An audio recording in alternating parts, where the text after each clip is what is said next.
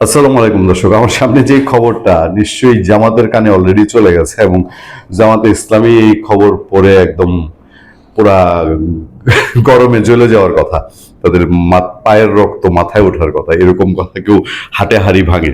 লোকটা যদিও ইন্ডিয়ান এবং ইন্ডিয়ান প্রভাবশালী মানুষ, একসময় বাংলাদেশে প্রভাবশালী মানুষ, কিন্তু এত জামাত মনে মনে বলে কিনা, ঘরের কথা পরে জানলো কেমনে, সত্য কথা ফুস করে বের হয়ে গেছে কিনা।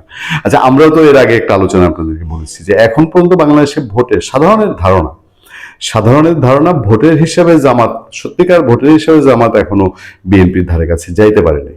তবে বিএনপির ভুল ত্রুটি, বিএনপির সম্পর্কে মানুষের নেগেটিভ ধারণা, বিএনপির নেতৃত্ব সম্পর্কে নেগেটিভ ধারণা, বিএনপির অতীত ভুল ত্রুটি, অতীত অপরাধ অন্যায়, মানুষের এক্সপেকটেশনকে পুঁজি করে সেটাকে দুঃস্বপ্নে পরিণত করা, মানুষকে মিথ্যা আশ্বাস দেয়া, 4 দলীয় জোট সরকারের সময় জামাত বিএনপি দুই দলেরই বাজে শাসন, বাজে নজির, অনেক অনেক বাজে হিস্ট্রি আছে 4 দলীয় জোট সরকারের। এই দায় থেকে বিএনপি বোধহয় এই প্রায় 2 দশক পরেও মুক্তি পাচ্ছে না। জামাতও যে এখান থেকে মুক্তি হবে তা না, কিন্তু ওই বাংলাদেশের রাজনীতি তো আওয়ামী লীগ বিএনপির মধ্যেই, ওই জামাত জাতীয় পার্টি এন তেন ঘুরে ফিরে আসে। একসময় বাংলাদেশে বঙ্গবন্ধু শাসন আমলে জাসদ রব খুব হুলস্থুল হয়ে গেছিল, তারপরে জাসদ বাংলাদেশ সমাজতান্ত্রিক দল জয় জয়াকার ছিল, কিন্তু ওগুলো ঢুপে টিকে না। ওই বাংলাদেশে আওয়ামী লীগ বিএনপি এই ধারাটাই মূল ধারা। এখন জামাতের একখানেই রাস্তা আছে। জামাত যদি কোনো চিপা রাস্তায়, সোজা বাংলায় চিপা রাস্তায়, মানে মেটিকুলাস ডিজাইন বললে ভদ্র ভাষায়, বা কোনো কৌশলের মাধ্যমে নির্বাচনে জিতে, তাহলে সেটা ভিন্ন বিষয়।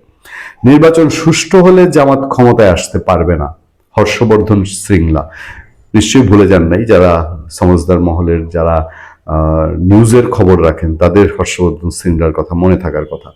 বাংলাদেশে আসন্ন নির্বাচনে ইলেকট্রনিক্স ইঞ্জিনিয়ারিং বা নির্বাচনে অনিয়ম হলেই কেবল জামাতে ইসলামী ক্ষমতায় আসতে পারবে বলে মন্তব্য করেছেন ঢাকায় ভারতের সাবেক হাই কমিশনার বা বর্তমান রাজ্য সভার সদস্য হর্ষবর্ধন শ্রীংলা। তিনি বলেন, সুষ্ঠু নির্বাচনে বাংলাদেশ জামাত ইসলামী কখনো জিততে পারবে না, ভবিষ্যতেও পারবে না। তিনি পশ্চিমবঙ্গের দার্জিলিংয়ে সাংবাদিকদের এক প্রশ্নের জবাবে এসব কথা বলছিলেন। হর্ষবর্ধন শ্রীংলা বলেন, নির্বাচনে যদি অনিয়ম এবং কারচুপি করা হয় তবেই তারা ক্ষমতায় আসতে পারে, না হলে সম্ভাবনা কম। তাদের ভোটের হার 5 থেকে 7%, সেটাও আবার অন্যান্য রাজনৈতিক শক্তির সহায়তায়। বাংলাদেশে আসন্ন নির্বাচন নিয়ে ভারতের পররাষ্ট্র মন্ত্রণালয়ের সাবেক সচিব বলেন, ভারতের পক্ষ থেকে দেওয়া বিবৃতি আপনারা দেখেছেন। আমরা বাংলাদেশে একটি অবাধ, সুষ্ঠু ও অন্তর্ভুক্তিমূলক নির্বাচন চাই, যেখানে সব দল অংশগ্রহণ করতে পারে। তবে তেমন পরিস্থিতি আমি দেখিনি। নির্বাচন হবে কিনা সেটিও জানি না। সেখানে নিরাপত্তা উদ্বেগ রয়েছে, আর নির্বাচন হলেও কি পরিস্থিতিতে হবে সেটিও দেখতে হবে। অনেক অনিশ্চয়তা রয়েছে, প্রশ্ন রয়েছে। হর্ষবর্ধন শ্রীংলা বলছেন। বাংলাদেশ থেকে ভারতে অনুপ্রবেশের অভিযোগ তুলে তিনি বলেন, বাংলাদেশ থেকে লোকজন এখানে আসছে এবং রাজনৈতিক স্বার্থে তাদের অনুমতি দেওয়া হচ্ছে। এই অনুপ্রবেশকারীরা একটি সমস্যা এবং এই চর্চা বন্ধ করতে হবে।